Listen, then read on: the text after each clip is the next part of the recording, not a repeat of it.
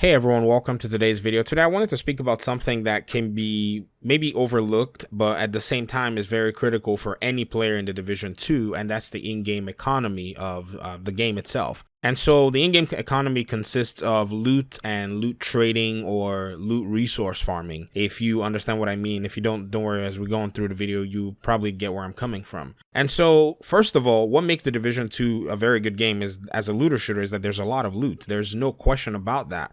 There's a bunch of stuff that you get, and some people may argue, well, you get a lot of trash gear, but to be very honest, trash gear is actually very valuable in this game. And the developers have actually done it that way, and I'll show you. So first of all, the amount of e-credits that you need to purchase items in the Division are actually very high. And so you need to have e-credits. Well, the only way you can get e-credits is by doing activities and selling stuff. And so even what you call trash gear or junk gear is actually very useful. And if you look at the amount of money it costs to actually sell each item, it's actually very low. And so you have to gather a bunch of this so-called trash gear to be able to get enough credits in order for you to make a purchase. Also, if you look at crafting requires you, even in World Tier 4, to spend a bunch of resources, as well as about 700 and so, or 746 or 764 e-credits in order to make one crafting action, which is a very expensive transaction in my opinion, especially the fact that if you sell a mask costs you about 194 e-credits. So 7 masks plus resources for you to craft one mask. Do you see how crazy it sounds? Or for you to craft one vector or one weapon or something.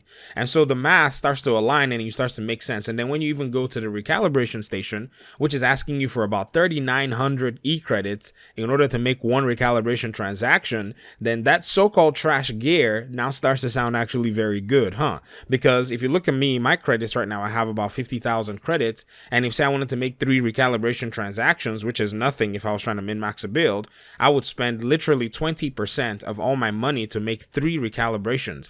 And God forbid I was trying to do multiple builds for my different specializations, I'm looking at anywhere from 7 to 10 recalibrations, and that is about 30,000, which is almost 50% of my entire credits that I have. And that's not to say if I wanted to maybe go craft a weapon that actually has, perhaps the talents that I want, or maybe I have a blueprint for the weapon and I can't find one and I need to just maybe craft a few to get somewhat close to the talents that I need, then you're looking at me spending anywhere close to maybe 30 to even almost 50,000 e-credits if I really wanted to sit there and min-max. And so-called trash gear, like I say, is actually very valuable in the game. And so that's why we sell it, not just the fact that, oh, we're just selling it or we're just crushing it. The second side is crushing it, but to get the resources. When it's time to craft, you have resources if you gather resources. So that's why we crush our gear, and that's why we do that. And so these are not necessarily big concerns for a lot of people. This is just kind of like the logical thing to do.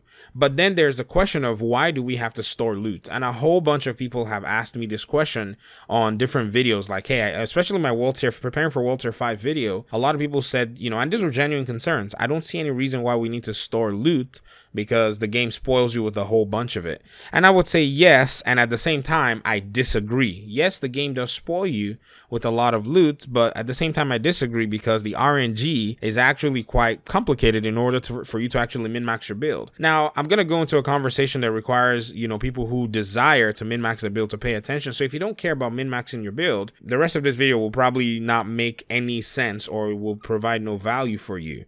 But if you're a min-maxer, then here is the reason why you need to be very watchful about the items that you get and actually store them, even to the point of making a second character and getting that character's, backpack space to be very high for you to keep these items.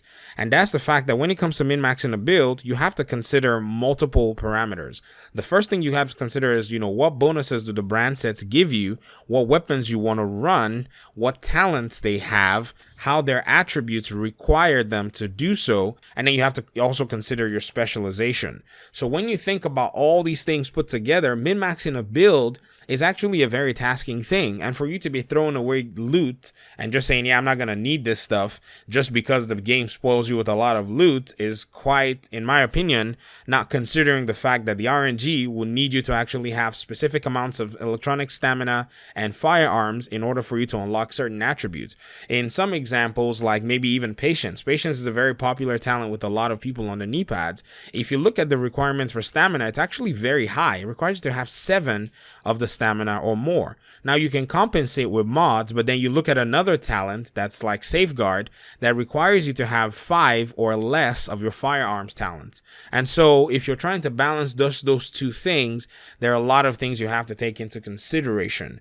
And so other talents like Bloodlust, which is a talent on the holster that requires you to have a specific minimum requirement. That's a very low amount of health in regard, and probably encouraging you to have more firearms, is something that you need to be able to also consider as well. So there's specific masks and attributes that they have that will prevent you from running specific talents. But if you maybe have the perfect combination, then running those talents will actually be easy and be very complementing of your entire build. So you're looking at a multi-layered build system in the Division, one that actually makes you consider your specialization weapons with the buffs, the talents on your gear, and the brand sets and the buffs that they also provide. Because if I was running, say in this case, Survivalist, and I wanted to run myself a shotgun, which I have an SA-12, which is a fully automatic shotgun, and also an assault rifle, I would be looking for brand sets that would help me actually buff these weapons as much more. Because if I'm running Survivalist and I'm not running a shotgun, then I'm not leveraging the most out of the flat weapon damage that I can be getting. Now, yes, you can run whatever weapons you want, but I'm more of a traditionalist, so I want to run my assault rifle and my shotgun. So I'm looking for ways to make these weapons actually hit harder without even talking about critical hit damage or damage to elite. So what my options are Fenris and China Light Industries, because Fenris gives me an extra assault rifle damage, and 2 China Light gives me an extra 10% damage to my shotguns. But then to find 2 Fenris items and 2 China Light items, or 1 Fenris and 1 China Light items, that's going to give me all these talents such as Berserk and give me Safeguard and also give me maybe Patience or, some other talents that I want, and then to also give me the amount of attributes that I need to unlock these talents, is going to be a chore to find those items. I'm not saying it's impossible, but if somebody wants to talk about a min-max build, then they have to look at all those elements, and right now there are very few of those builds that are online. Even now, I know people probably have them in their personal builds. I'm not saying, the best players of the Division are the ones that don't make videos because they spend time actually playing the game, and that's just a fact. It's not even I'm not dissing other content creators. I'm a content creator myself, and I'll tell you that some of the most skilled players don't even have time to actually make videos. They actually play the game and farm and put builds together. So for those of us who are into min-maxing, it makes sense for us to actually keep gear. For those who don't really understand what that actually entails, they will not see any reason to keeping gear items or to keeping brand set items and just say, well, World Tier 5 is coming, so we need to just sell and crush all our gear. But for the seasoned player, we know that definitely that's not the approach. Yes, sometimes you have to sell gear, and there is the importance of selling gear, and I actually highlighted that in the beginning of this video, especially the fact that the purchasing economy and the crafting and recalibration economy is very expensive.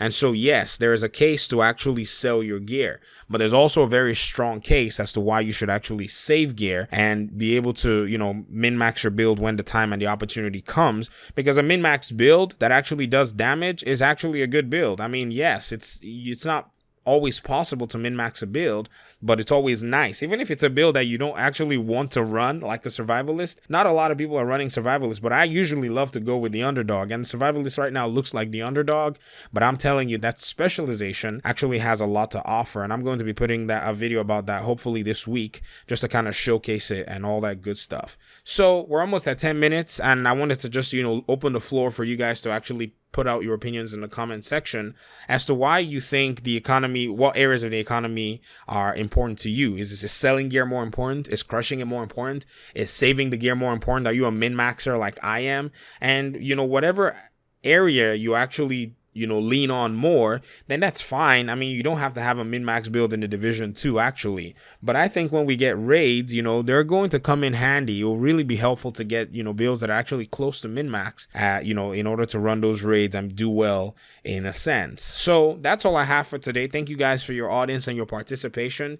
This is a video that is very, fun for me to make. I really like talking about money and talking about resources and effectiveness and proficiency and productivity and all that stuff. And so this is one of my fun stuff, my fun projects. And so thank you for watching. Please leave a comment as well so that I can hear from you guys and leave questions as well. I'm going to get out right now, and I guess I'll see you in my next video. Peace.